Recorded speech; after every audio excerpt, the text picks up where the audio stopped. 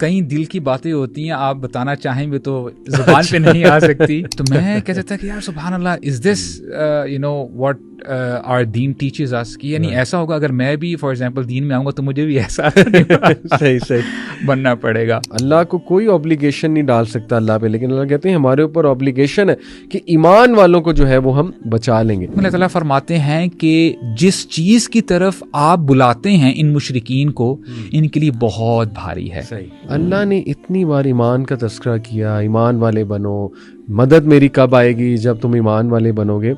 تو دیکھیں آج اس کا بھی مذاق اڑایا جاتا ہے کہ یار یہ کیا تم سلوشن دیتے ہو, ایمان والے بنو, ایمان والے بنو, آگے کی بات کرو. تو وہ دوسروں کو بھی نا تھوڑا سا پل ڈاؤن کر رہا ہوتا ہے کہ یار دیکھو یہ جو ہے نا 100% مسلمان نہیں ہے, اس میں یہ 10% کمی ہے, تو کیوں کمی ہے. میں نوجوانوں کہتا ہوں کہ یار 550 دن ہوئے اس واقعے کو, دل سے بتاؤ کتنا ریلیجن لرن کیا تم نے, یہ غزہ والا جب سے واقعہ ہوا ہے, مطلب what has changed in your life. جیسے ہی کولڈ وار ختم ہوتی ہے تو آپ کو ایسی اسٹیٹمنٹ سننے کو ملتی ہیں کہ جی آر نیکسٹ رائیول از اسلام. ہو کیا رہا ہے کہ یہ بچے ماں باپ کو منافق کہہ رہے ہیں, یہ کہہ رہے ہیں تم لوگ بالکل فارغ